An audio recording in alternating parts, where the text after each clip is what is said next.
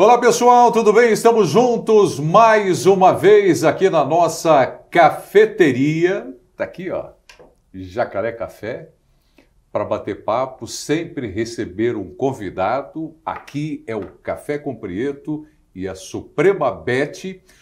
Olha, os nossos convidados que já passaram por aqui, eu não tive nenhuma dificuldade para convencê-los a vir tomar um café, bater papo, né? O Zé Elias, o Dodô, o Juninho, o campeão do mundo paulista, mas convidada de hoje, olha, foi uma insistência e produção ligando, carro particular para ir buscar mais de uma vez, uma dificuldade, mas finalmente já está com o café aqui na caneca. Triplo. Marília Ruiz! Ainda bem que as pessoas são fiéis a esse canal e assistindo aos 3 pontos sabem. Quantas vezes eu me convidei para vir aqui para falar mal das outras jornalistas. Por isso que eu me convidei várias vezes. Até para contratar a Marília, que hoje ela é a convidada especial aqui no Café, mas a Marília é comentarista do nosso canal toda segunda-feira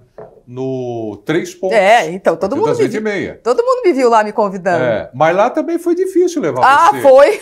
Porque uma ligação e a toalha branca furada. Você me deu cano no almoço. Não, mas o meu filho estava doente. Mas isso você reconhece. Eu reconheço. Então mas eu dei o cano, mas o telefonema resolvemos.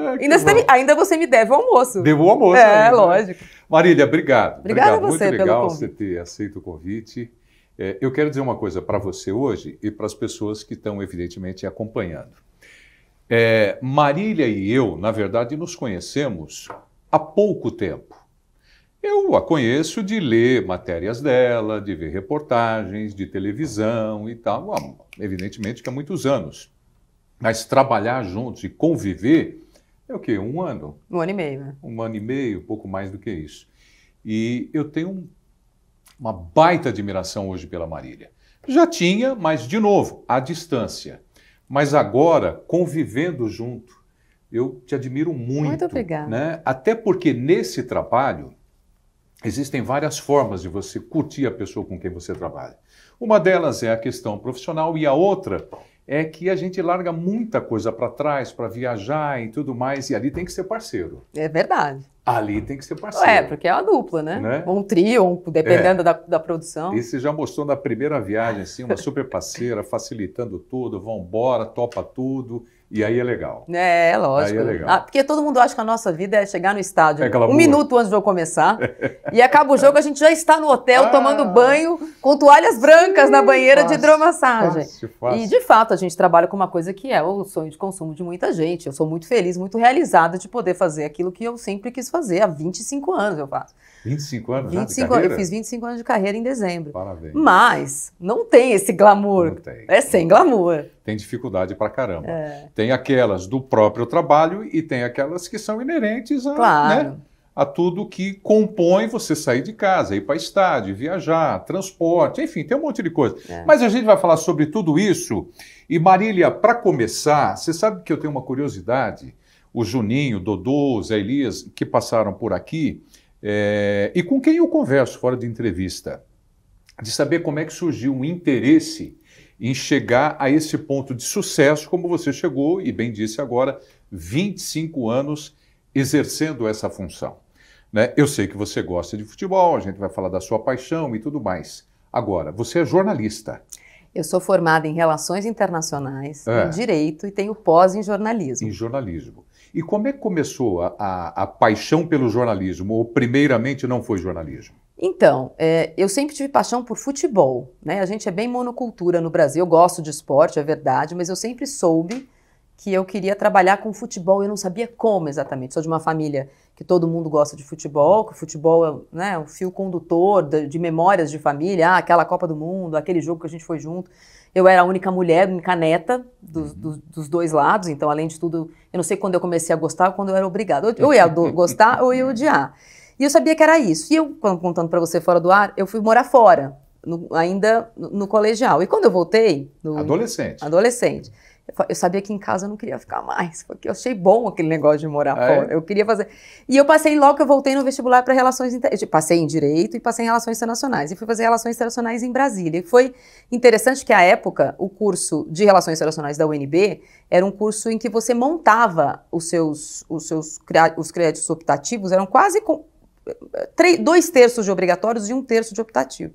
E eu já fui montando o meu currículo de faculdade de graduação com as optativas que tinham a ver com administração esportiva, direito esportivo, administração, várias coisas que tinham a ver. Foi fazendo curvas. Fui fazendo curvas. E aí eu fiz um semestre da faculdade fora, na London School of Economics and Political Science, também voltada para políticas esportivas. E como o esporte, o meu TCC era sobre a ONU, sobre a FIFA, né? A FIFA como um organismo internacional mais representativo que a ONU, né? Mais países, mais nações estão filiadas à FIFA do que à ONU.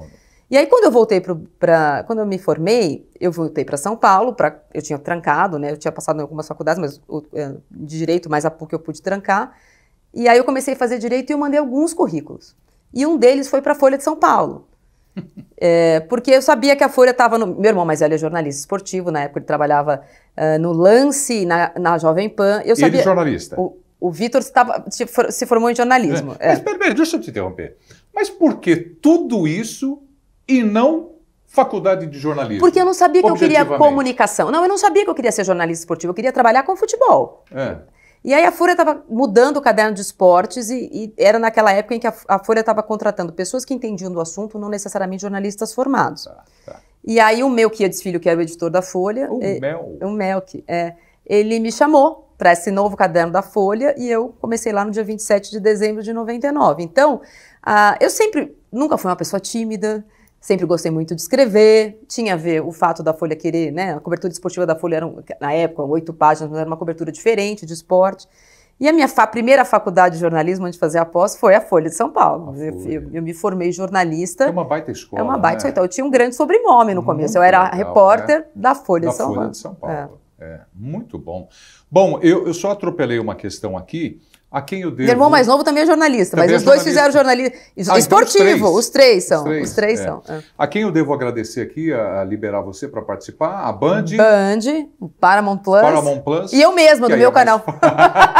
Você tem um canal também, né? Tem um canal no YouTube. É café mesmo, né, hoje? É bom. Eu gostaria de dizer que para ter o café foi praticamente como eu me convidei aqui. Tive que pedir umas 3 vezes. Ameacei uma greve de silêncio, aí eles trouxeram o café. Toma seu cafezinho e me fala sobre o seu canal. Eu encontrei o Piperno. O Piperno é seu parceiro no canal? É meu parceiro no canal. Como é que é? O canal chama Derby Todo Dia. Derby Todo Dia. Porque muito discretamente ele torce para o Palmeiras e eu ainda mais discretamente torço para o Corinthians. Ninguém sabe disso. Mas o canal não é sobre Corinthians e Palmeiras, a ideia do nome Derby é justamente porque é um debate todo dia. Como é uma live todo dia, é Derby todo dia. Ele de um lado, não exatamente uma conversa polarizada, mas a ideia é essa, a gente conversar sobre futebol com contraponto. E é por isso que chama Derby Todo Dia, mas é um canal completamente alérgico à torcida única. Nós gostamos dos antes. A gente quer antes, a gente gosta do debate. Vocês fazem gravado, ao vivo? A gente faz ao vivo. Todo dia? Todo dia. Não dá para fazer todo dia? Não, de segunda a sexta, certamente. Segunda a sexta a gente faz todo dia, normalmente às 10h30 da manhã, mas dependendo do dia a gente tem que dar uma ida para lá ou para cá por causa dos outros CNPJs, tanto os dele como os meus. Aí, às vezes, hoje, por exemplo, foi às 9 da manhã, porque a gente tinha outras coisas para fazer. Então, mas amanhã, digitou lá no YouTube, Derby Todo Dia, caiu lá no canal, e aquele pedido nosso, se inscreva, compartilhe com os amigos, bota sininho lá. Eu nem sou entendido disso. Mas é o sininho, tem mais alguma coisa? Não, mande se inscreve, deixa seu like, que é importante, né, para o algoritmo saber que a live é bacana, e compartilhe. É isso aí. Não custa nada. Chamada legal para vocês acompanharem também o canal da Marília junto com o Piperno. Normalmente não. Sempre eu tenho razão, o Piperno participa. Aí você falou dele. Que o Piperno é meu amigo há muitos anos, tenho total liberdade para falar. Eu também. Eu gosto muito. Ele trabalhou comigo no Grupo Bandeirantes. Eu também. Muitos anos. Primeira vez que eu trabalhei no Grupo Bandeirantes, ele trabalhava no Band News, 2004, quando eu fui para lá com a Valone, e ele estava no Band Esportes também. No Band Esportes também. Abraço, Piperno! Sucesso para vocês no canal. E aí você falou, ele palmeirense nesse derby todo dia, e você já revelou o seu time aqui. Olimpicamente. Né? E é tranquilo desde quando você Desde sempre. assumiu o Corinthians? Então, sempre? eu acho que sempre. Nunca te atrapalhou Nunca isso? me atrapalhou. Não? Eu acho assim, o que atrapalha ou deixa de atrapalhar, não mudaria já pelo fato de eu ser mulher. Tá. Então, assim, quando eu entrei na Folha, e aí haviam dinossauros no mundo, além de jacarés. Atrapalha pelo fato de eu ser mulher? A mulher atrapalha muito, né? Desde o começo. Mulher falando de futebol, 25 anos atrás, era uma coisa bastante diferente. Só tinha eu na Folha, não tinha ninguém no Estadão, não tinha ninguém no JT, não tinha ninguém falando de futebol no Lance. Tinha Há 25 anos. Hoje mudou bastante, imagino. Mudou, Prieto, mas assim, acho que as pessoas aceitam muito bem a voz feminina na reportagem, dizendo de forma limpa o que aconteceu na televisão. Mas a mulher comentando e narrando ainda é alvo de pedradas e fogueiras, etc e tal. Eu acho de verdade que eu passei da arrebentação. Eu acho que as pessoas ou gostam ou não gostam de mim por mim mesma, porque eu já faço isso há muito tempo. Mas quando eu entrei na Folha, e como eu falei, havia dinossauros na Avenida Paulista ainda, meteoro chegando, não existia internet, gente, do jeito que existia hoje. O site da Folha mal havia acabado de surgir, que também é do Grupo Folha. Então, assim, eu era uma assinatura. Tanto fazia, ninguém me conhecia, sabia lá, Marília Ruiz, da reportagem local. Os times... O leitor acompanha isso? De nome de quem escreve? Então, isso é coisa de jornalista. Por isso. E o meio, o meio jornalista. Técnicos. E ali, fazendo matéria, assim, eu assinava a matéria, todo mundo sabia o time que eu torcia. Quando eu fui trabalhar na TV com a Valone, isso já não era um segredo no meu meio de trabalho, né, entre jogadores ou dirigentes e tal, porque era na época a gente ia treino todo dia, ia em todos os jogos, viajava. Você era setorista? Eu fui setorista. De qual clube? Eu fui do Corinthians, do Palmeiras, do São Paulo, fui setorista de todos. E o que você curtiu mais foi o Corinthians? Não, é mais difícil. Eu gostava de fazer Corinthians, óbvio. Eu comecei pelo Corinthians, fiz o Corinthians campeão do mundo em 2000, fiz várias coisas do Corinthians, mas ser setorista tem uma outra questão. Você vive o clube de uma outra forma. As pessoas nunca vão entender. Eu nunca vou deixar de torcer pro Corinthians, mas não muda nada o time que eu torço. Não faz gol, a bola não bate na trave, por mais que eu queira. Não muda absolutamente. E quando você convive com as pessoas sabem disso. Então eu nunca escondi. Quando eu fui trabalhar com a Valone, o fato de eu ser corintiana, para ele fazia sentido, entendeu? Eu não tinha nenhum problema em dizer, nunca tive. Hoje mas em dia... como que foi esse negócio de assumir mesmo o seu lado corintiana e tal? Isso foi desde o começo? Desde o começo. Junto com você? Foi tudo junto? Foi simultaneamente? Tudo junto. Eu acho que facilita. Acho que agora, olhando para trás, eu não tive essa... Não foi pensado. Não, há 25 anos, Marília, não era simples, não. Não, então, não era fácil, mas não. Pensando agora, eu não acho que foi um movimento pensado, mas eu acho que foi um movimento de autodefesa. Porque eu era mulher, loira, não sei o que lá. Se eu chegasse no primeiro treino que eu fui fazer, que foi o Corinthians, eu comecei na Folha, eu fui fazer o Corinthians, e falasse, eu torço pro Marília. O fato de eu ter um time também me dá, além de eu ser a repórter da Folha de São Paulo, me dava currículo. Ela gosta de futebol. A primeira entrevista que eu fui fazer, e as pessoas perceberam que eu conseguia comparar o Vampeta com o Birubiru, ou, mas no time de 90 era assim, porque o Neto era mais importante, esse time não tem 10, aquele tinha... As pessoas perceberam, ela entende. E a minha memória futebolística, apesar de eu ter vivido numa família, né, de maioria corintiana, apesar da minha mãe ser São Paulina, minha avó era muito palmeirense, já faleceu, mas ela era muito palmeirense, eu nunca fui só assistir o Corinthians. Eu sempre gostei de futebol. Então eu ia ao estádio assistir os outros times, porque os pais dos amigos levavam a gente para assistir os times dele. E eu nunca fui quando eu brinquei do meu canal, eu detesto a torcida única. Então se alguém falasse, você quer ir no São Paulo e Santos? Quero. Eu quero ir. Você quer ir no Palmeiras e Juventus? Quero. Eu gostava de ir em estádio, essa era uma coisa que eu gostava. Mas esse negócio de corintiana serve ou serviu como escudo também? Não, mas eu acho que o fato de eu ter um time, falava assim, não caiu aqui de paraquedas, ela não é a samambaia da Folha de São Paulo. Ela gosta de futebol, ela acompanha desde pequena, ela torce para um time. Conhece futebol. Eu acho que não foi pensado, mas acho que fez parte porque eu tive que fazer uma armadura no começo, né? Eu tive que fazer, porque imagina, no terceiro dia você já não faz nada, mas no primeiro dia você aparece no treino, tem 30 jogadores, 5 comissão técnica, 20 jornalistas e uma mulher. Então eu tive que ter uma figura ali, um personagem. E não era um personagem. Na verdade, as pessoas depois descobriram que sou eu mesmo, que sou meio grossa e tal. Eu brinco com as pessoas não entendem direito. Será que ela tá falando sério?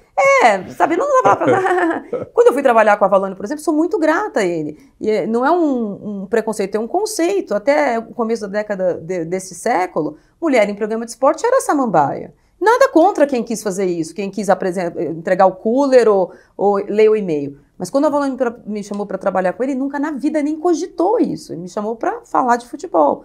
Mesma coisa o Milton Neves, que eu trabalhei também muitos anos com ele.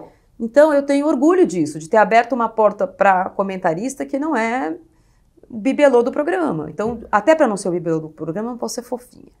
Daí eu não sou fofinha. Eu já não sou mesmo, entendeu? Eu não preciso forçar muito. Eu realmente não sou. Mas as pessoas, nossa, ela é brava, sabe? Você é no ar. Não, eu sou sempre, mas tudo bem. Mas eu vou perguntar, vou enfiar o pé. Você já chutou uma bola na sua vida? Já chutei bola. Já chutou bola? Obrigatoriamente. Na família, por exemplo, nós somos em 6 netos.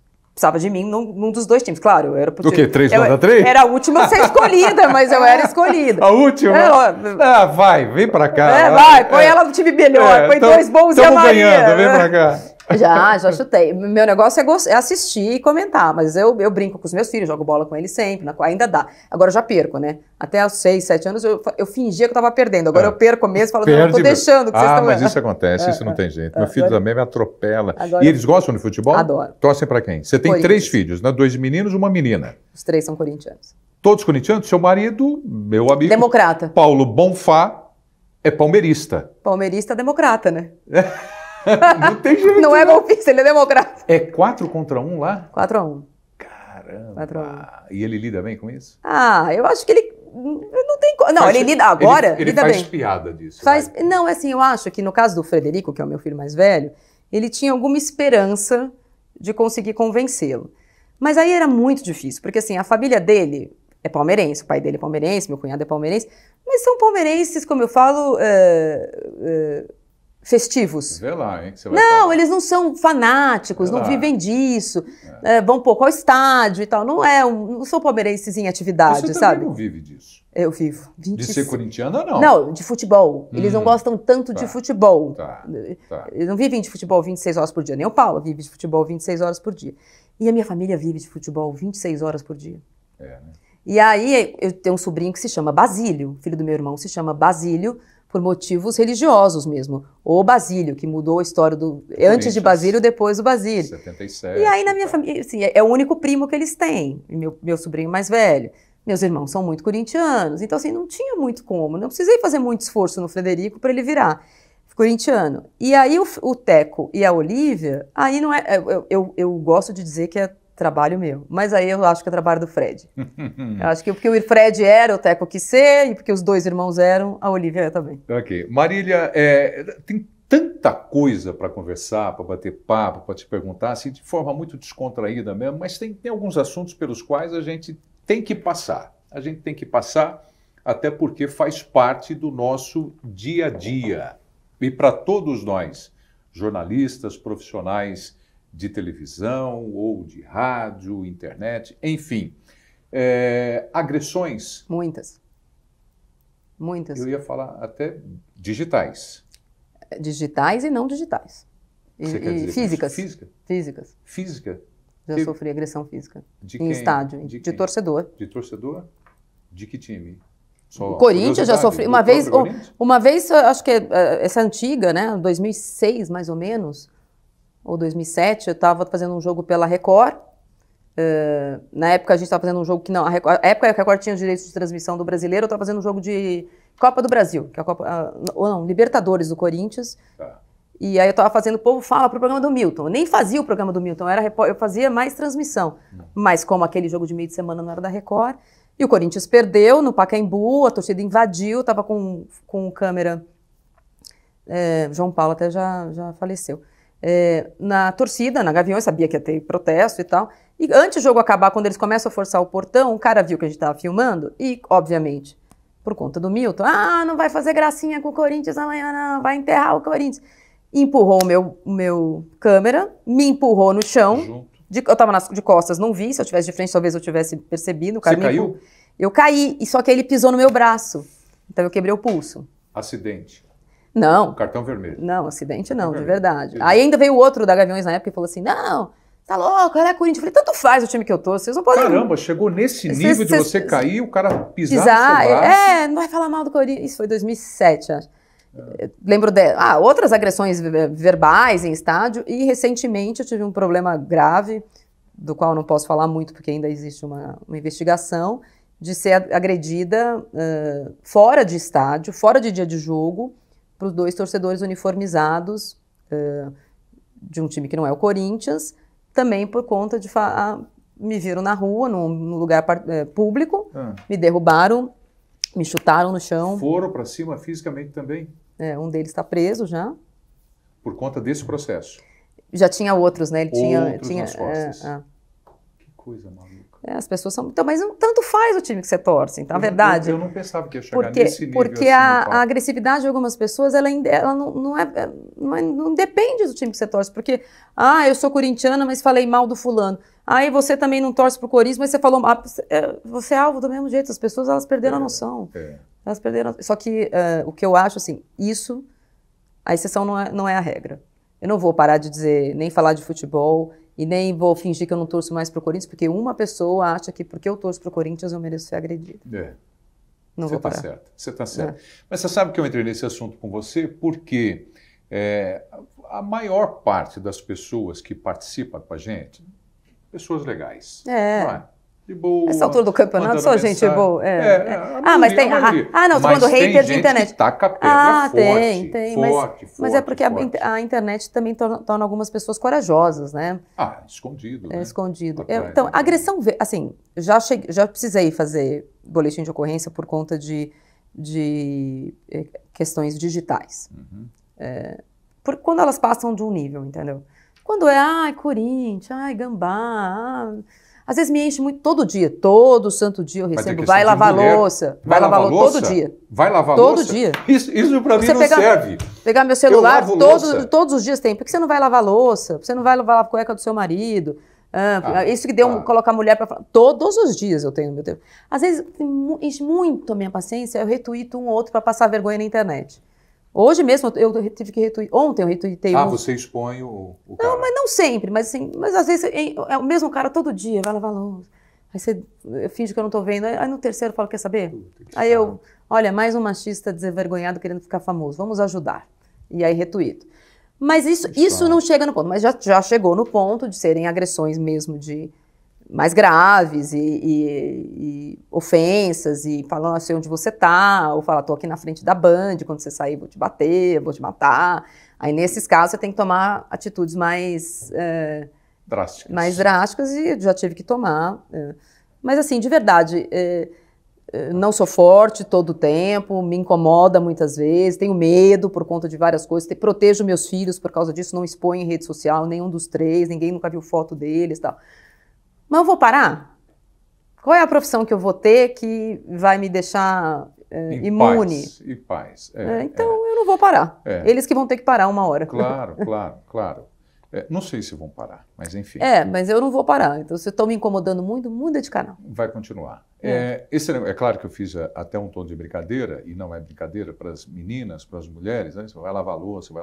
Eu fiz um tom de brincadeira, porque eu lavo louça, não sei se você sabe. Mas eu adoro lavar louça. Então, mas o lavar louça não é exatamente vai lavar louça, vai para o seu... Eu sei. Restringe o seu espaço. Vai para o seu lugar, alguma coisa assim, como se fosse. Esse é o machismo. Que bobagem.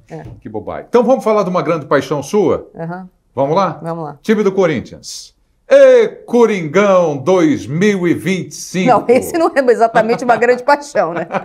Exatamente, não é por causa desse que eu sou apaixonada. Como é que você discute Corinthians hoje numa roda de amigos, tomando um vinho? O que você gosta de beber? Eu gosto de beber vinho e eu gosto de beber uísque. Vinho e uísque. Então, tomando um whiskinho, vinhozinho com o Paulo, teu irmão. Meus irmãos. Que é palmeirense também. Muitos. Como é que vocês falam? O que vocês falam do time do Corinthians, o atual momento corintiano? Então, depende da roda. Roda jornalista, você acaba falando de notícia. Roda de torcedor, ou os meus amigos que não estão envolvidos com isso, normalmente tem uma curiosidade ou outra, mas em roda de torcedor, daí eu posso falar o que eu quero. Aí de 2025 eu falo do Memphis, que subiu na bola. Eu falo... você fica tirando onda. Eu falo do que o torcedor pode tirar. O que o Corinthians é de 2025? O campeão paulista. Então vou fazer que nem o Jô Soares. Disputamos um título esse ano e vencemos. O Jô Soares. Então esquece. Jornalistas e tal. Falando sério. Ah, bom, não é aí... tirando ar. Falando sério. Time do Corinthians. O atual momento político, financeiro. O atual momento político do Corinthians, ele não é o pior momento político do Corinthians, porque eu acho que o Corinthians passou o pano para momentos tão graves quanto em momentos em que o Corinthians poderia ter virado a chave. Acho que o momento político do Corinthians, exposto agora, ele é uma possibilidade do Corinthians sair do fundo do poço.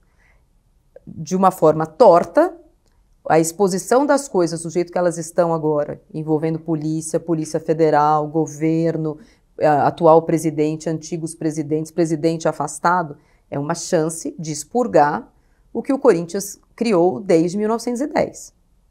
Os problemas atuais, os atuais problemas do Corinthians não nasceram no dia 1º de janeiro de 2024, quando começou a gestão Augusto Melo. Ainda setembro de 2010. Eu acho, mas também não dá para comparar o que foi achado em menos de 15 meses com os outros presidentes. Por quê? Por um único motivo. Porque a polícia indiciou.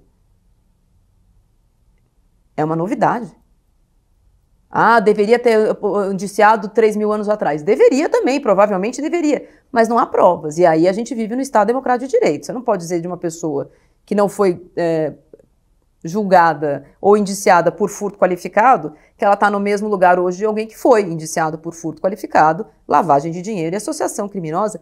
E na minha opinião, o pior dessa história toda, como corintiana agora, é que esse dirigente ele está indiciado por furto qualificado, lavagem de dinheiro e associação criminosa no exercício da presidência do Corinthians.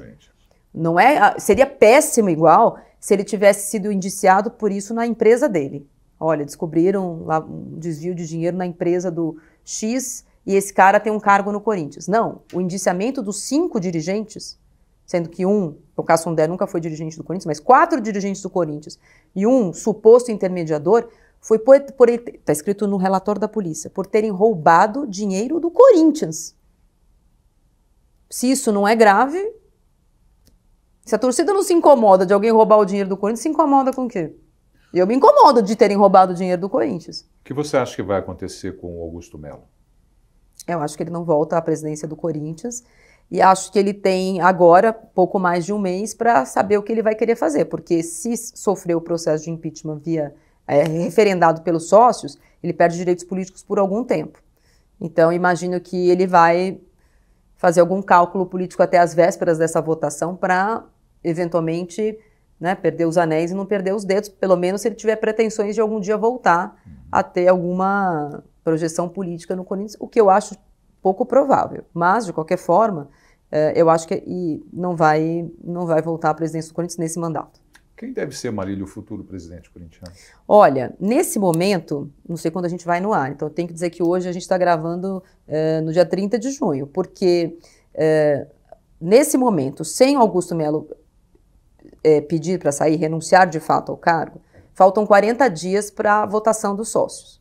Depois disso, haveria 30 dias para a marcação de uma eleição indireta. Na eleição indireta, personagens do Conselho do Corinthians, com pouca projeção, com a torcida e dentro do clube, podem tentar um lançamento de uma candidatura porque precisam de menos votos. E aí é uma coisa mais política mesmo.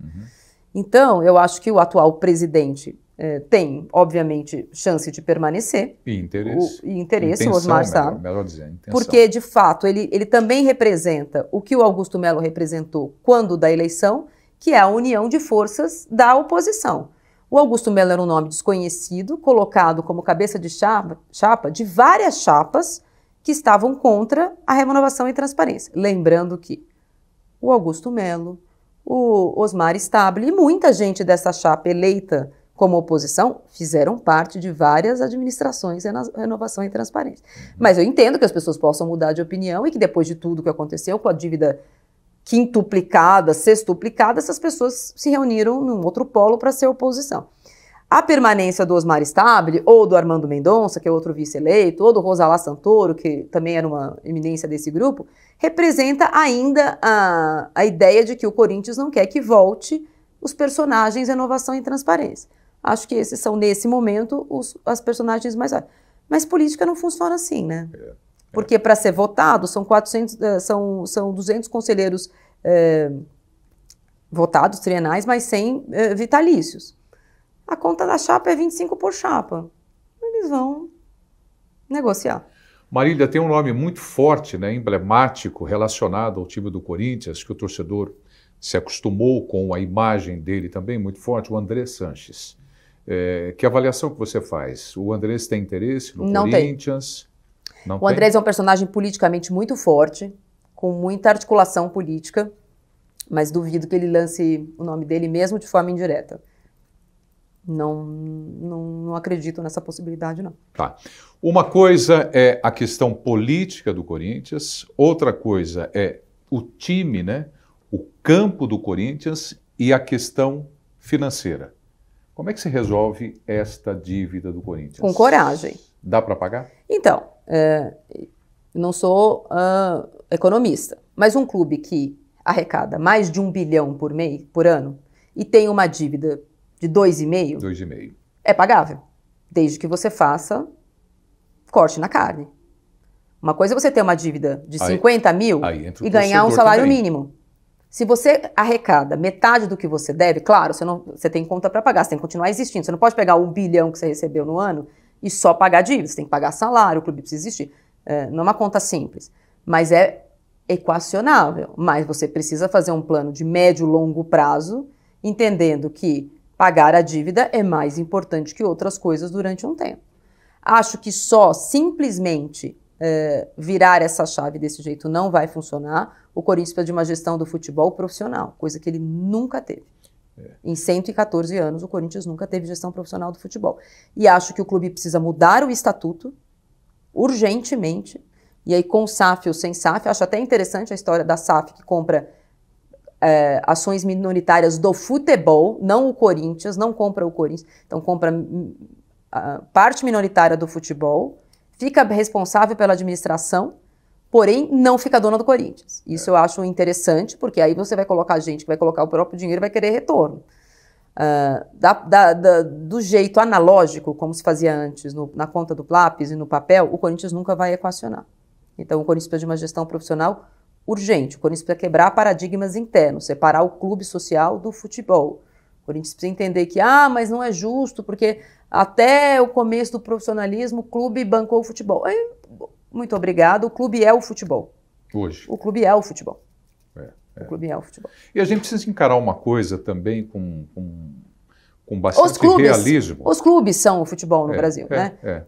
Temos poucos clubes sociais no Brasil que vivem do próprio associado, mas é uma outra questão, é uma outra vida, né? Mas essa equação não é simples, não.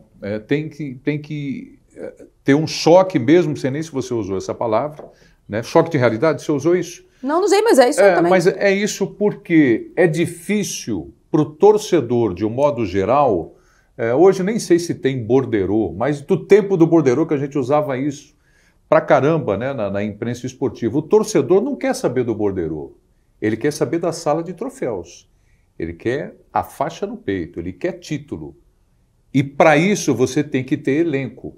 Como é que você vai enxugar o elenco de um time do tamanho do Corinthians, uma torcida exigente como todas as outras, mas uma torcida gigantesca, para brigar só para fazer parte do campeonato e sanar dívidas? E essa folha salarial que tem o Corinthians hoje? Então, mas aí é que tá. O Corinthians tem elenco ou tem salário? Você precisa de uma gestão profissional, porque com essa folha salarial do Corinthians, o time tinha que ser melhor. Não dá para um ganhar 6 milhões e outro ganhar 300 mil. Aí você não tem um time, você tem um craque. Então, até a gestão profissional equaciona essa folha ou uma folha menor para um time mais competitivo. Eu também acho que torcida não vive de borderô. Ninguém comemora balanço de clube. Balanço azul, ainda que vermelho. Eu acho que as coisas tenham mudado. De uns 10 anos para cá, 8 anos para cá, os torcedores entendem que a saúde financeira do clube repercute no desempenho esportivo. Não necessariamente. A gente vê times que ganham mais perdendo, mas né, dá para você fazer um time melhor, mais competitivo, com menos dinheiro. Se você pega, sem comparar o que aconteceu agora, mas o que aconteceu o ano passado, com o scout do Botafogo e o time que o Botafogo formou. O scout do Corinthians, o time que o Corinthians vem formando, quem é mais competente? Quem custa menos? Quem arrecada menos? Marília, tira um pouco agora a sua capa de jornalista. A gente vai voltar nesse assunto ainda, mas vamos para o lado torcedora agora. E esse sarrafo que o time do Palmeiras, só para falar de São Paulo, que o time do Palmeiras colocou lá em cima, como é que o torcedor corintiano vê isso? Eu acho que na maior parte, eu acho que o sarrafo do time, especificamente, obviamente, os anos de títulos consecutivos, incomoda o torcedor do Corinthians, porque a rivalidade, né, vive-se da rivalidade. E acho que até a gestão do Palmeiras incomoda a torcida do Corinthians. Pô, os caras conseguindo se organizar com os dirigentes deles, ainda que a Leila seja uma figura que veio de fora, mas Paulo Nobre, Gagliotti, Leila, e o Corinthians não consegue achar uma figura, um representante que consiga sentar na mesa do presidente e não ficar apegado à cadeira, né? Porque agora a gente teve a briga, teve a dança da cadeira até no Corinthians, que são cenas lamentáveis. A cadeira é minha, não, sai da minha cadeira. Parece um programa de humor, só que de humor triste para o corintiano. Então, acho que no momento...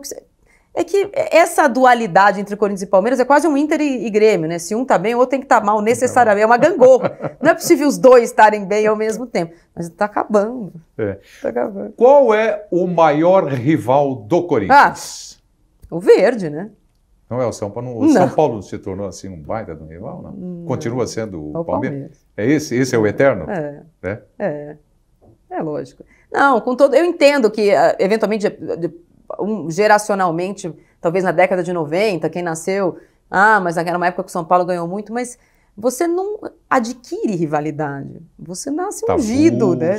É um negócio meio que nasce. Não, óbvio, não tô generalizando pelo que eu vejo na minha família, as pessoas que eu conheço, mas até nesse caso eu acho engraçado, porque eu falar que o Palmeiras é o maior rival, não incomoda o palmeirense, incomoda o São Paulino, ele quer ele ser o maior. Mas não é, que eu posso fazer. Essa briga é minha! Não é.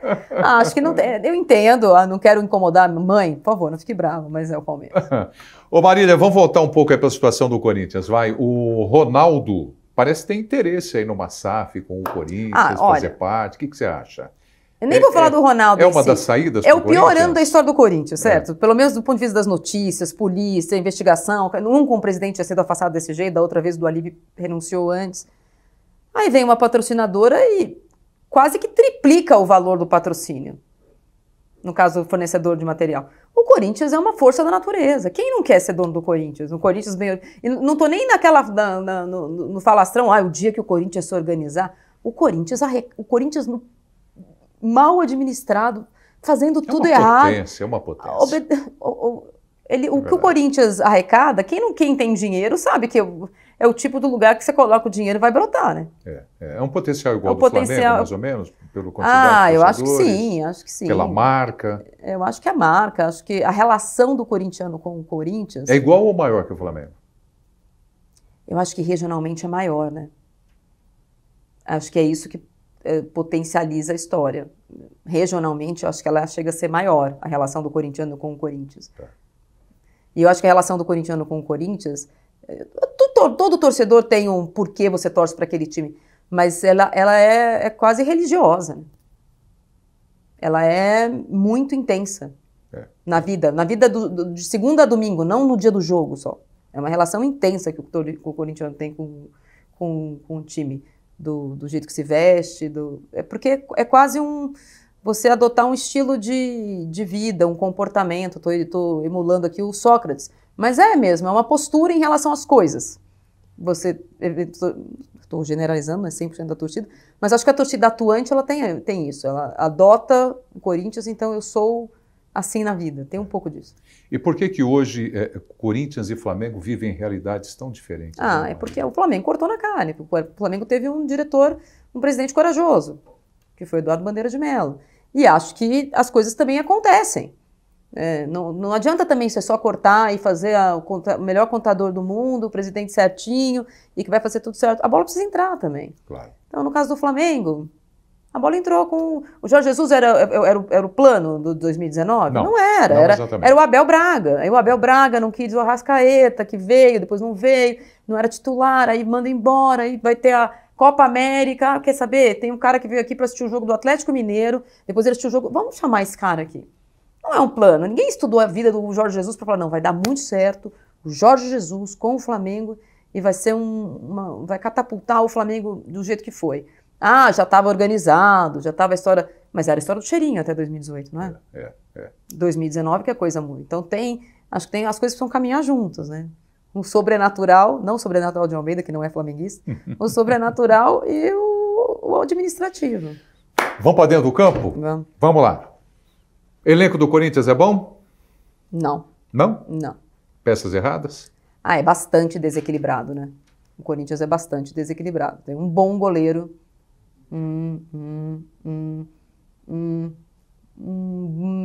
segundo volante, um meia. Você tá escalando o time? Eu tô vendo quem é bom. Sabe, eu tô pulando quem não dá pra dizer. Não tem dono da camisa.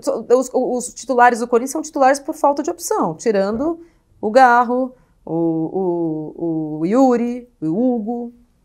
Tirando esses. Marília, Memphis Depay foi uma boa contratação ou foi uma loucura? Mas depende. A pergunta é sobre o quê? Jogo, futebol. O jogo foi bem. Pro time. O jogo ele foi bem. Foi importante na recuperação absurda do ano passado, absolutamente... O ano passado que o Corinthians fez... Seria fez... rebaixado sem ele?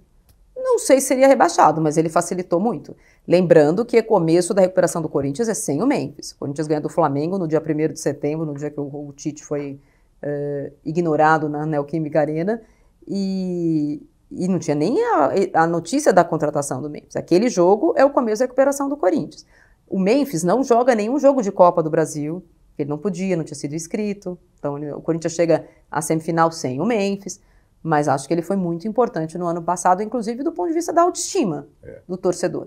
E até pro Yuri poder começar a jogar, porque agora tem o Memphis. Tava difícil para ele. E aí tava difícil para ele, e a chegada de um jogador que chamou tanta atenção também abriu o caminho para ele. Vou botar você numa situação tão complicada agora. Mas tão difícil. Eu driblo bem, eu sou volante, mas eu driblo bem. Os apaixonados geralmente gostam e tal, mas eu não sei se é para você isso. Mas se for uma loucura, acho uma loucura. Não, peraí. Então, eu vou colocar você agora na cadeira de presidente do Corinthians. Porque você falou, depende, Memphis Depay. Do que você está falando? Eu falei, campo, futebol. E como presidente, você teria contratado ele? Não teria contratado. Não? Não. Com essa realidade, né? Não teria. Acho que, entendo que a patrocinadora nova que entra porque a outra saiu, que tem um inquérito policial e ela quer entrar, tentando abafar o assunto, nós somos uma patrocinadora melhor e além de tudo nós demos o Memphis de presente, obrigou o Corinthians a fazer uma contratação de impacto e essa foi a contratação de impacto levando em consideração que tinha jogado a Eurocopa semifinalista. Mas como presidente do Corinthians eu talvez não tivesse colocado no contrato com a patrocinadora que o importante era um jogador. E com o dinheiro que foi contratado, eventualmente o Corinthians precisava de mais jogador. O Corinthians não tem um bom elenco, nem numeroso. Nem é bom e nem é... mas tem muito jogador. Tem muito jogador na base contratado, mas no time titular do profissional não tem. Até outro dia tinha um lateral esquerdo, um lateral direito. Então, assim, não é elenco numeroso. Mas eu não teria contratado. Você gostaria de uma presidente mulher no comando do Corinthians? Eu acho que a Leila, ela abriu um caminho para a presença de uma mulher em uma posição de comando importante. O que eu gostaria no Corinthians, primeiro, de uma pessoa profissional. Acho que Profissional. Profissional. Acho que a Leila ela abre esses dois caminhos. Uma pessoa que não era do futebol, que não se coloca como uma pessoa entendida de futebol, e é mulher. Então ela entrega ao futebol um personagem que até brinca e agora virou mais frequente o lado torcedora dela e faz uma graça aqui e ali, mas não é o dela. Ela não virou uma bilionária torcendo para futebol, ela não fez a vida dela sentada e ganhando carteirinha da piscina e começou como diretora da piscina, do bote, para virar alguma coisa dentro do Palmeiras. Então acho que ela traz sem ser SAF, ela mostra ao futebol que não necessariamente o presidente do clube precisa escalar time como um hoje mandou o técnico embora por causa disso. Eu acho que o presidente do clube ele não precisa saber de futebol, ele precisa entender, ele precisa conhecer pessoas que entendam e contratar a pessoa certa. A Leila é hoje a melhor gestora, a melhor presidente de clube no Brasil? Ela é, e ela não tem concorrente, então é difícil de comparar. Ela não tem concorrente. Quem é o segundo melhor dirigente de futebol no Brasil? Então ela não tem com quem você comparar. Você não fala assim, nesse momento, os dois melhores... Porque o Flamengo, que é o grande rival do Palmeiras nos últimos tempos, é apesar dos dirigentes, né? Não dá para dizer que a gestão de 2019 até o ano passado foi uma gestão profissional que não foi... Marcos Braz, não dá. Real Madrid pode esperar, está esperando até agora. No vestiário. Né? Então eu acho que o Flamengo, com a potência que ele fez coisas muito corretas também, contratações certas, mas o dinheiro que o Flamengo pode errar. O Abel está aí desde 2020. Quantos técnicos o Flamengo teve no período? Quantos jogadores foram e voltaram no Flamengo? Vários. Então, você pode comparar o rendimento do Flamengo com o Palmeiras, mas a administração não. Então, acho que ela é a melhor dirigente, mas tem outro? Não tem um outro pra você falar assim, não, mas... Tanto que quando você fala dela, normalmente as pessoas falam assim, não, mas eu prefiro o Paulo Nobre. É outro do Palmeiras. Uhum. Mas que também não está fazendo com... O que o Paulo Nobre fez foi colocar o Palmeiras no trilho. Ele não quer voltar, mas você colocar ele agora com o trilho colocado, aí você poderia comparar o dirigente com coisas iguais. A gente está comparando laranja com maçã. O que o Paulo Nobre fez foi uma coisa, o que a Leila fez no começo foi outra, como patrocinadora, conselheira, e como o que ela faz como presidente é mais fácil, né? Falei de presidente, da Leila, eu me dou muito bem com ela, mas de fato, ela corre sozinha. O Mauro Betti nem se dá tão bem com ela não gosta dele. Ele não gosta do Mauro Betti. Eu também não gosto. É uma das poucas coisas que eu tenho a ver com a Leila. Nós não gostamos. Não gostamos do Mauro. E tenho provas de que ele não é uma pessoa gostável. E aí você mencionou o nome do Abel. Vamos falar do técnico do Corinthians, Dorival Júnior. Faz um bom trabalho? Ok. Não sei, ele faz um trabalho por enquanto. Pegou o time no meio do Campeonato Brasileiro, foi assistir o jogo do Flamengo no domingo no camarote, na quarta ele tinha que jogar Sul-Americana. Eu não acho que as coisas mudaram completamente, que ele não poderia ter arrumado o time rápido. Mas de novo, que outro time numa situação como essa contrataria o anterior técnico da seleção brasileira? Só para o Corinthians as pessoas não falam, não, entendeu? É uma situação que o Dorival Júnior aceitou pegar o Corinthians nessa situação. Então não dá para eximi-lo de críticas. Mas o que ele fez por aqui foi torcer correndo para chegar à data FIFA, foi o que ele fez. Sabe? Colocar uma ampulheta na frente e falar, preciso chegar em junho e ver o que dá para treinar aqui. Foi o que ele fez. Agora acabou a desculpa. Agora ele vai ter que colocar o time para jogar. Acho que ele pegou o time numa situação muito difícil, jogadores estourados, porque o Corinthians fez no Campeonato Paulista, foi parecido com o que o São Paulo fez com o Crespo lá atrás, disputar a Copa do Mundo no Campeonato Estadual, porque precisava aproveitar, acho que aquele ânimo do final do Campeonato Brasileiro, de ter ganhado 9 jogos seguidos, e foi campeão em cima do maior rival. Isso tem um valor enorme para a torcida, ainda, mas é paulistina, eu não sou da dos outros, as pessoas não podem ser da minha. O que o corintiano ganhou naquele dia é imensurável. Óbvio, ninguém vive daquele título, não é isso. Mas, obviamente, houve um relaxamento e depois daquele jogo, nunca mais o Garro jogou. Primeira vez que ele jogou como titular de novo foi naquele jogo contra o Grêmio, depois da data FIFA. Ele ficou quase 3 meses sem jogar. O Hugo ficou 1 mês e meio sem jogar, porque ele jogou machucado a final do Campeonato Paulista, o Corinthians ficou jogando com o Donelli de novo e foi alvo de muitas críticas. Então, vários jogadores... O Memphis se machucou, Yuri quebrou a costela. Então, agora, precisa ver o que vai ser do Corinthians. Né? De que lado você ficou da torcida do Corinthians com a recusa do Tite? Você ficou daquele lado que falou, pô, Tite... Então, qual recusa? Essa ou a outra? Não, agora. Não, agora eu entendi. Você entendeu? Agora, primeiro que, assim, nesse caso... Não teve chateação, não, né? Dessa vez aqui... Nesse caso, eu não consigo separar o jornalista da torcedora. Eu conheço muito bem o Tite, me dou muito bem com ele e sei o que aconteceu, eu falei com ele. Então, apesar de eu entender o que isso causou na torcida, eu sei e respeitar, que cada um acha o que quiser, acho que saúde mental é um dos tabus que o futebol precisa quebrar, né? Porque é um reduto muito machista. O futebol... Talvez ainda esteja... Se o mundo é machista, o futebol é machista ao quadrado ainda, porque é um reduto muito masculino, em que algumas coisas são... Sabe, psicólogo na seleção brasileira é um tabu, como não deveria ser, coisas assim.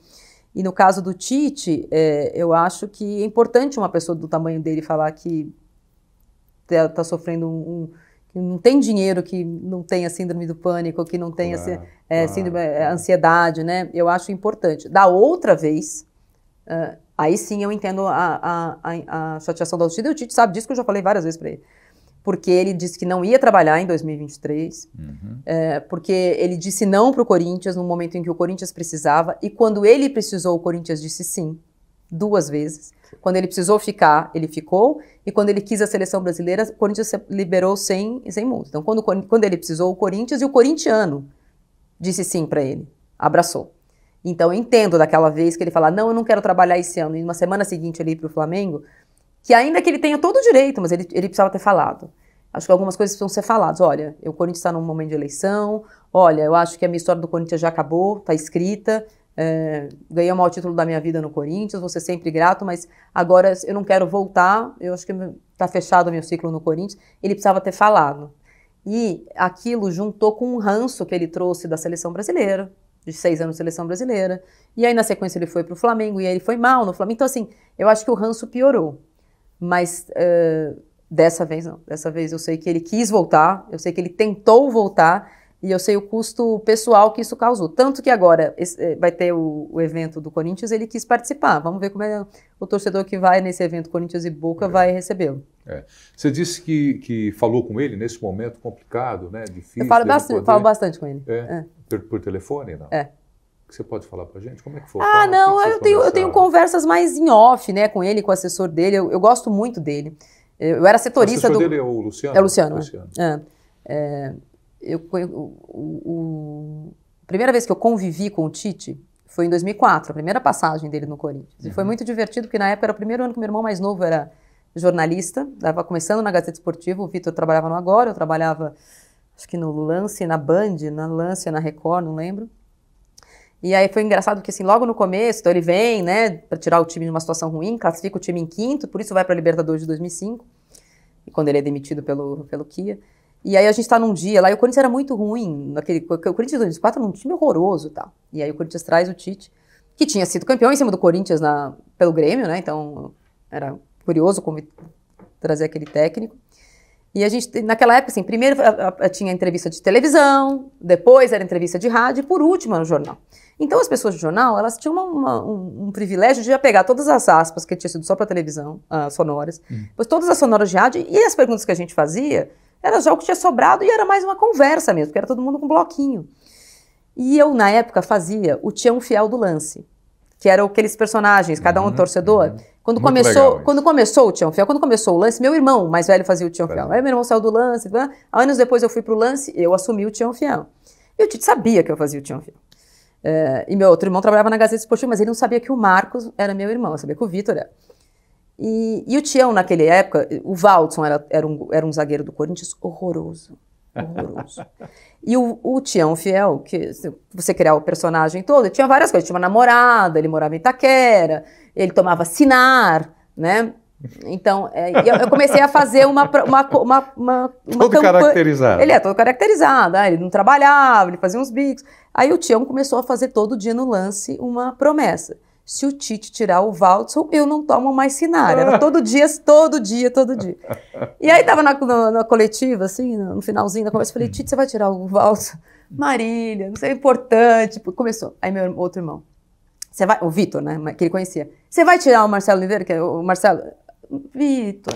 E não tinha mesmo jogador, calma, não sei o que lá. Aí o Marcos, que é muito parecido com... Nós 3 juntos somos irmãos, não tem como mas ele é mais parecido comigo. Aí o Marcos virou assim, e o Marcos é todo discreto, falou assim, e não sei quem, você vai tirar também? Aí ele olhou e fez, aí ele olhou pro Marcos, ele olhou pra mim, eu fiz assim, ele falou assim, vocês brotam aqui no Parque São Jorge? Eu falei, brotamos. Muito bom. E aí quando ele tirou, foi a capa do Lance na época, parei de tomar Sinar. Abandonei. Aí passamos a tomar rabo de galo. O rabo de galo vai Sinar, não? Não, Sinar é uma bebida, é uma marca, então. Aí quando mas eu não ia parar de beber, eu ia parar de beber Sinar. Qual que era o rabo de galo, hein? Você sabe ainda tem rabo de galo. Então, mas é uma mistura, acho que é cachaça com o quê? Eu não sei. Cinzano, conhaque. Manda pra gente aí. Eu trabalhei em balcão de bar. Então. Quando era garoto, eu não ia parar de beber com o Tião, eu não ia parar de beber, mas o Sinara eu parei. Eu tinha prometido. É cachaça e vermute, né? Cachaça e vermute. Porque pra aguentar o Corinthians. É um rabo de galo. Pra aguentar o Coringão tem que ser um negócio forte. Água com açúcar não dá. Não. Ô Marília, eu vou tirar você. Você já passou pela cadeira de presidente do Corinthians, vou colocar você na cadeira de presidente da CBF. Quem você teria contratado para técnico da seleção brasileira? Podendo contratar qualquer pessoa do mundo? Proposta. Aí sim ia dar certo. O Ancelotti demorou pra caramba. Olha, né? Mas enfim, você teria ido no Ancelotti? Quem que você teria ido? Eu não sei se eu teria Jorge ido... Jesus? Eu acho que eu teria ido no Jorge Jesus. Porque eu acho que a seleção brasileira precisa de um sex appeal que o Ancelotti não vai ter no começo. Acho que a seleção brasileira precisa recuperar, não é só o futebol, ela precisa recuperar uma identificação com o torcedor, perdida ao longo de muitos anos por muitos motivos diferentes. E acho que precisava de um técnico carismático. Eu não estou dizendo que o Ancelotti não é, mas o Ancelotti, ele é um Tite melhorado. Né? É um técnico com outro jeito, muito mais vitorioso, etc. Estou falando do ponto de vista do futebol. Ele é mais pragmático, ele é menos... que o que a torcida quer, né? Menos recombolesco, ele não vai entregar... O torcedor quer um negócio mais ele não vai entregar, né? Ele não vai entregar a Holanda de 74, não vai colocar o Vinícius Júnior, fulano, ciclano, beltrano e sem zagueiro. Que é um pouco que, né, o imaginário torcedor... Eu não acho que tem que fazer isso na Copa do Mundo também, não. Mas acho que depois do Tite, o antídoto ao Tite, depois que o Tite avisou bem antes que ele ia sair, né? Acho até que se tivesse ganhado a Copa, ele podia voltar atrás. Mas se o Tite avisa um ano antes da Copa, em 2020, vou embora, hein? Eu vou embora. Vai embora, hein? O que tinha que ter sido feito eu falo pro Jorge Jesus, volta. Você vai ser o técnico da seleção brasileira até depois do Tite sair. Ele ia aceitar. Correndo. Ele ia aceitar, sim. Correndo. E é o antídoto àquela melancolia, aquela coisa... Eu adoro o Tite, ele sabe, mas aquela coletiva titesca, e efetividade, comprometimento. O antídoto àquilo, na sequência, era o Jorge Jesus. E assim, ele trazia não só a torcida do Flamengo, que é bastante grande, ele trazia para a seleção brasileira, isso que eu falei, essa brinquei com sex appeal, um sex appeal, entendeu? Porque ele vai fazer uma coletiva de imprensa que vai chamar mais atenção do que o zagueiro, ele vai fazer uma coletiva de imprensa que vai chamar mais atenção, e outra coisa, naquele momento, ele ia dar uma coletiva de imprensa maior do que o Neymar. Você sabe o que eu pensei que você ia responder? Eu achei que você fosse falar Abel Ferreira. Por quê? Mas foi ela estrategicamente. Abel, não, um bom técnico. Acho que o Abel não seria um bom técnico de seleção brasileira. Uma desfalcada do lado de lá e tal. Eu acho que o Abel, assim como outros técnicos da geração dele... O Abel não seria? Eu acho que técnico de seleção não é técnico, né? Ele é um monte de outras coisas mais importantes do que ser técnico. E o Abel me parece um cara muito bom técnico, que não tem todas as outras coisas. Entendi. Ainda. Entendi. Que é essa relação mais próxima com o jogador. Ao contrário, ele é um jogador, uma relação mais profissional, né, com os jogadores. Você gosta dele? Gosto. Gosto como técnico, mas eu acho que ainda mais hoje em dia, o técnico da seleção brasileira tem que ser todas as outras coisas. Ele tem que ser técnico durante 28 dias de Copa do Mundo. Os outros 365 dias durante 4 anos ele tem que fazer outras coisas. E eu acho que o Abel não faria tão bem como o Jorge Jesus faria. Se eu pedisse para você rabiscar aqui na nossa cafeteria, você falou que o Abel é bom técnico, que você gosta dele e tudo mais, e eu traçasse um risco aqui. O que você acha de bom e o que você acha que precisa melhorar o Abel? Acho de bom do técnico. Do Abel, Acho que eu gosto do pragmatismo dele. Acho importante ele... A primeira coisa que eu acho que ele desembarcou aqui entendendo que era o Palmeiras. Parecia que ele tinha nascido na Turiaçu. É verdade. Ele sabia da história. Eu acho isso importantíssimo, porque não só porque ele era estrangeiro, porque ele era um desconhecido e ele era a terceira opção. Ele chegou aqui depois que o Palmeiras tentou o Sampaoli, o Miguel Ramírez, o BKSS. Então ele já chegou aqui com, entre aspas, um desconhecido. E em vez de sair da primeira coletiva como quem é esse que assumiu o Palmeiras, ele saiu da coletiva eu sou mais um palmeirense. Então acho isso, o fato de ser estudioso, importantíssimo. O fato dele ser pragmático, importantíssimo. Pouco se importar o jeito que ele joga para ganhar, importantíssimo. Eu sou dessas. O que eu acho que mais? Ele é muito inteligente, né? Não gosto do comportamento dele nas coletivas de imprensa, nem com jornalista. Ele estabeleceu a imprensa como inimiga. E também é uma coisa fácil, porque a torcida acha isso. Então isso é mais uma das coisas que ele entendeu. Chegou a dar uma pisada na bola, pediu desculpas também. Isso aí tudo bem. Pisar na bola, eu não gosto do comportamento bélico. de achar que... Agressivo, né? Porque ele é agressivo na coletiva e desnecessário, às vezes, né? Eu acho desnecessário. Eu não gosto da teimosia dele para algumas coisas, que são evidentes. Eu acho que ele sabe do potencial dele. Eu acho que ele... Você diz no comando do jogo, do time? Da autoestima, o tempo que ele demorou para entender que o Hendrick tinha que ser titular. Tá. Todo mundo falando, e assim, jogo, porque estava todo mundo falando, enquanto todo mundo falava, ele falava, não vou pôr, eu sei o que eu estou fazendo, eu que sei, eu que treino, eu que conheço. Ele colocou o time campeão brasileiro. Então, acho que às vezes ele demora. Eu acho que teve essa teimosia com o Estevão também, com relação a jogar pelo lado? lado? Aí eu acho que com o Estevão ele fez um pouco diferente. Acho até que, lembra, quando começou o Estevão a entrar, ele encheu o Estevão de elogios, coisa que ele jamais fez com o Hendrick. Com o Hendrick. Ele encheu o Estevão de elogios. E aí eu acho que ele pesou a mão do outro lado. O Palmeiras passou a jogar qualquer bola no Estevão.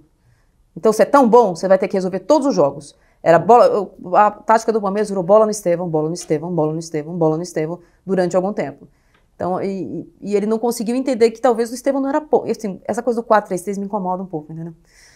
O Estevão não é ponto, o Estevão é meia, põe ele pra jogar. Ah, mas tem o Veiga. Então, tira o Veiga, põe o Veiga em outro lugar. Se tem um menino jogando muito mais que o Veiga e ele que tem que ser deslocado da posição para manter o... Então, acho você deixa outra opção junto com o Maurício. Eu acho que ele demorou um pouco... No último jogo, o Estevão mudou de lado, melhorou o time. Eu acho que algumas coisas... É óbvio que ele entende mais de futebol que todos nós juntos levados, mas tem algumas coisas que são evidentes para quem está assistindo o jogo e talvez ele seja muito resistente a enxergar algumas coisas. E acho que o comportamento que ele tem no Brasil, à beira do gramado, se fosse do DNA dele, ele estaria tendo fora do Brasil. Não tá, né? Consegue se controlar, né? Podia se controlar aqui também. A Marília está aqui tomando na caneca dela o café. Eu estou aqui com a minha 3 pontos. Olha, toda segunda-feira, 8h30 da noite, nós temos o 3 pontos ao vivo. 8h30 em ponto, toda segunda-feira. À noite, 20h30. E a Marília é a nossa comentarista fixa do 3 pontos. Tá? Ô Marília, eu tenho um quadro aqui, você conhece o Bate Pronto? Conhece o Bate Pronto? Vamos lá. Bora para ele? Bora. Vamos nessa? Então vamos lá, solta aí a vinheta, vamos de Bate Pronto. Se não tiver mais like que o Mauro Betti, não veio mais, hein? Por favor, like. O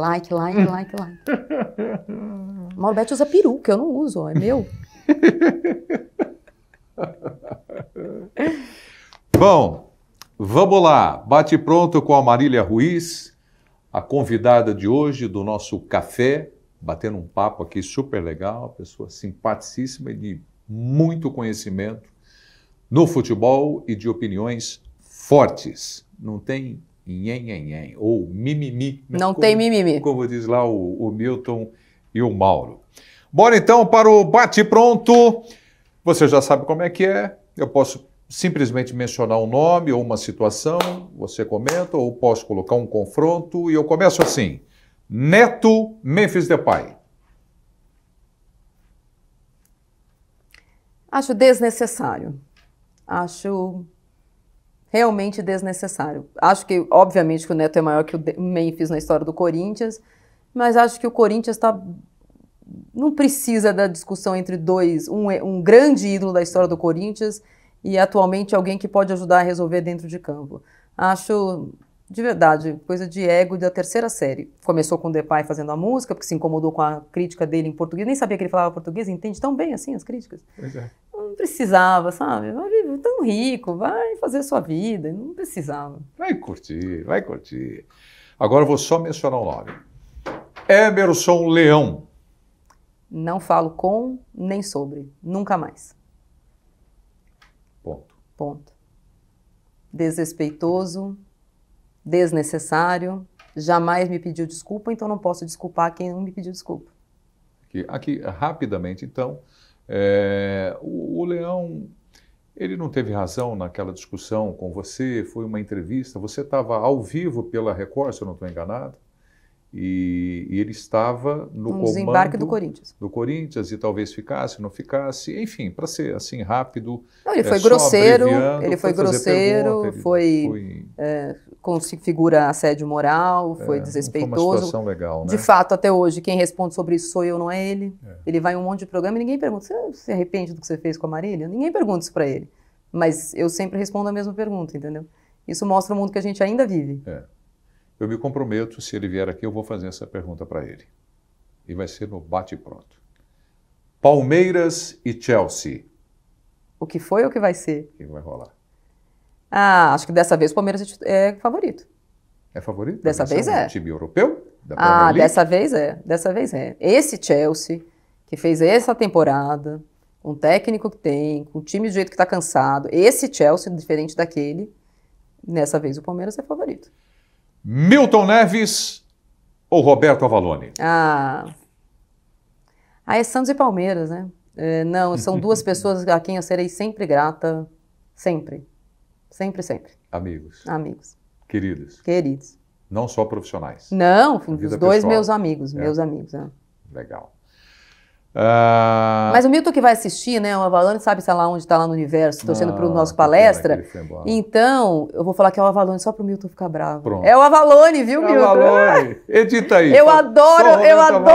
Ô, Milton, o Avalone muito mais legal, me levou muito mais vezes para jantar no Lelis. E pagou o jantar.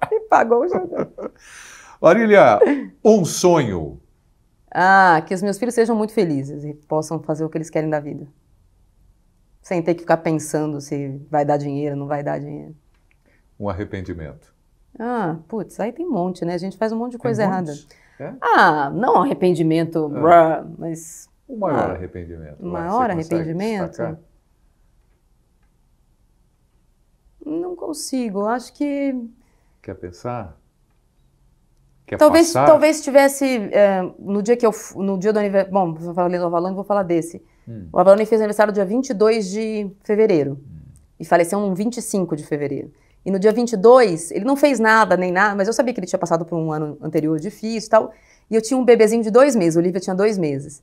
E eu liguei pra ele e falei, Avalone, a gente precisa se encontrar, tô com saudade de você, porque o ano anterior tinha sido difícil pra ele. Deixa a Olivia crescer um pouquinho e eu quero que você venha jantar aqui em casa de novo. E daí não deu tempo.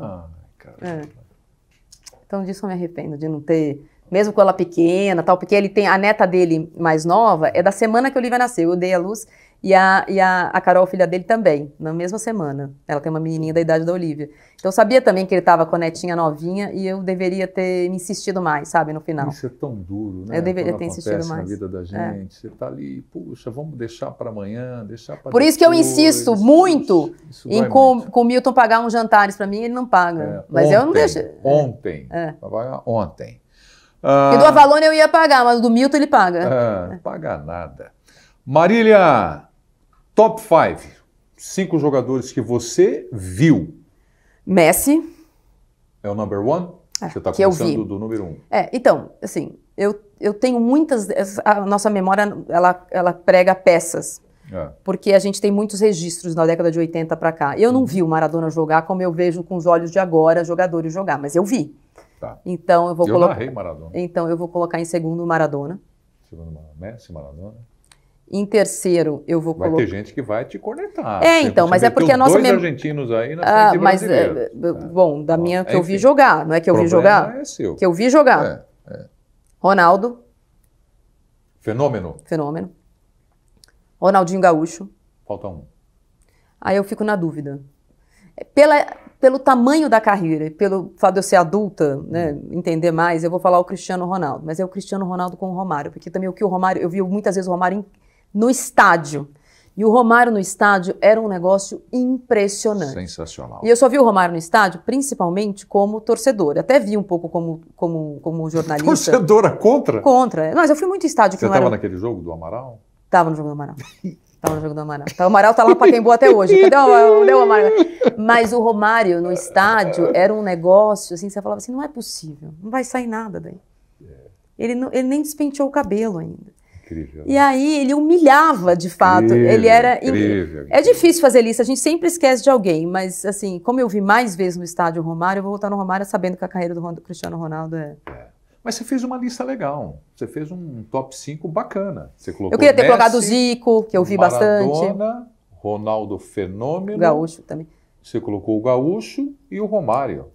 Pô, baita meio ataque. Tá louco. Foi bem pra caramba. Eu vi poucas vezes o Zidane. Assim, ver jogar, tem coisa.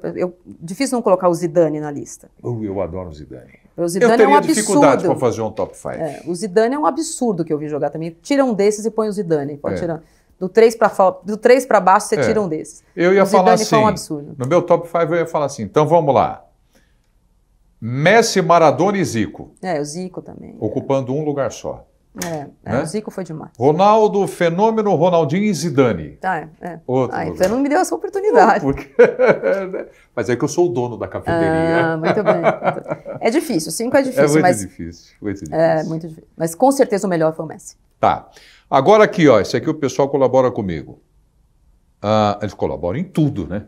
Só estou dizendo isso aqui, ó. Gênio, craque ou bom jogador? Você vai responder. Gênio, craque, bom jogador. Neymar. Craque. Vinícius Júnior. Craque. Por enquanto, né? Nós estamos falando. Fiquei em dúvida, mas craque. Eu acho que tem 2 anos da carreira do Vinícius Júnior espetaculares. 2 anos. A gente precisa...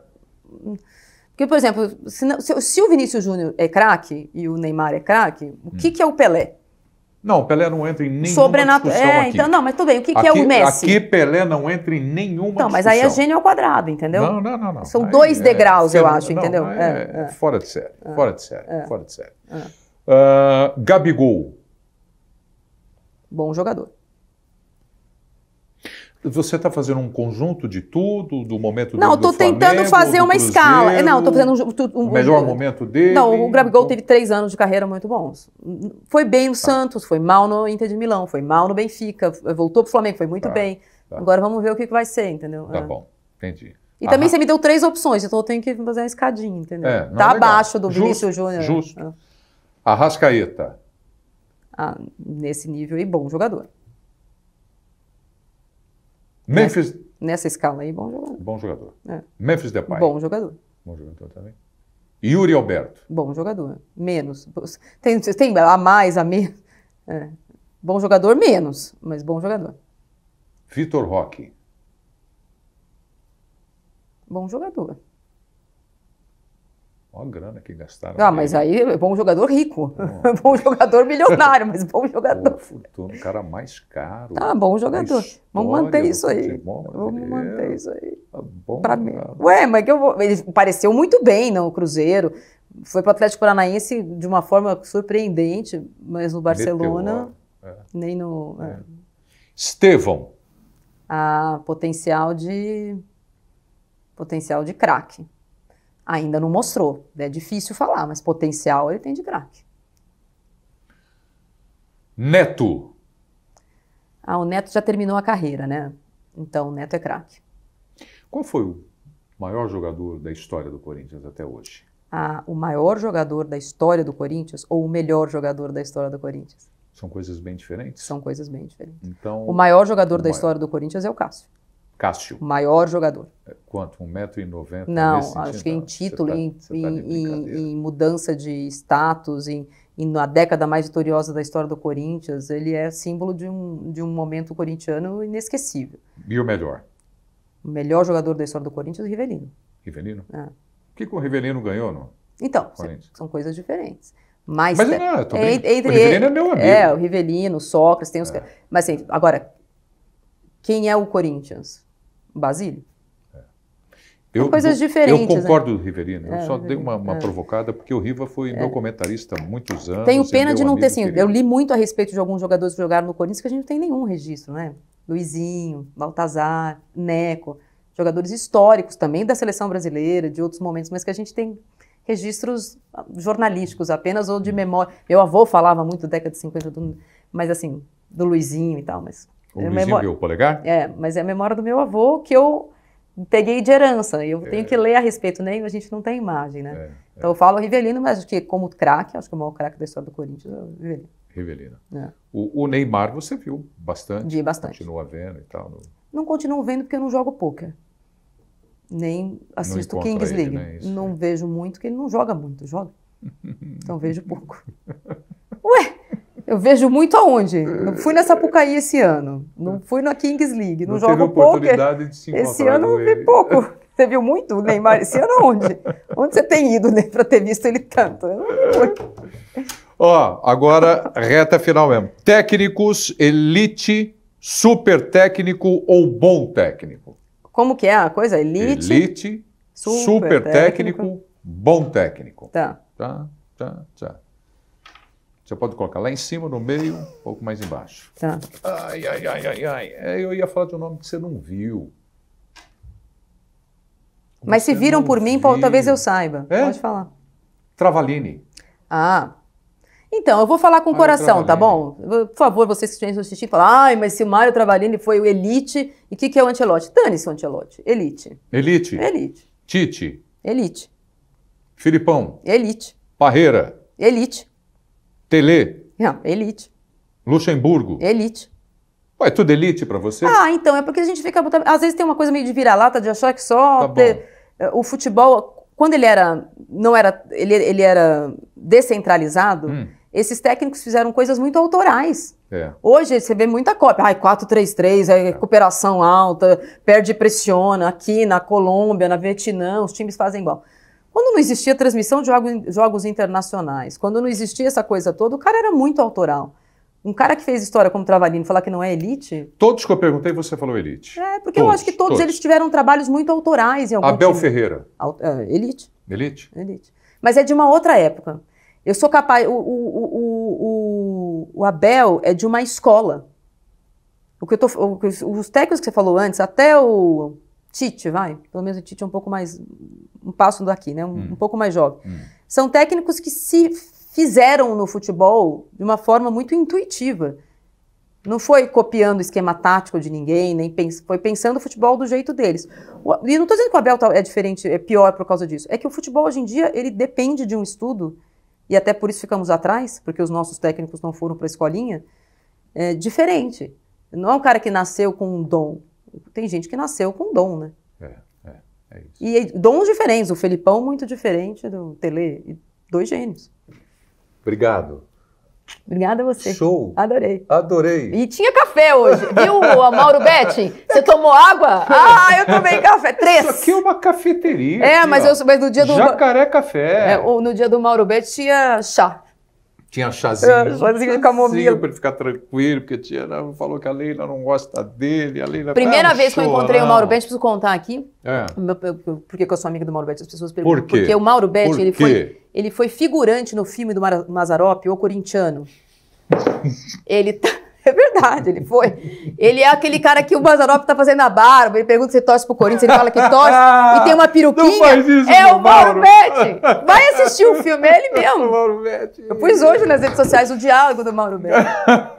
Mazzaropi. E outra coisa, Mauro Betti, ele é todo mundo falava que o Luxemburgo era o primeiro gato do futebol, que descobriram que ele tinha... Era Vanderlei com W e Y, depois descobriram que era com V e I. Aliás, quando eu trabalhava na Folha, na CPI do futebol.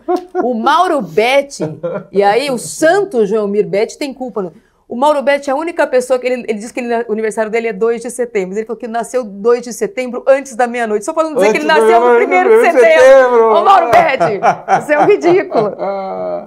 Ô, Mauro, que legal. Você esteve aqui também com a gente. Mas muito não tem bacana. tréplica, não. O que eu falei está falado. É isso aí. Marília, obrigado. Obrigada a você, Mais Pedro. uma vez, um showzaço bater esse papo com a Marília Ruiz aqui no Café com Preto. Muito obrigado pela sua companhia.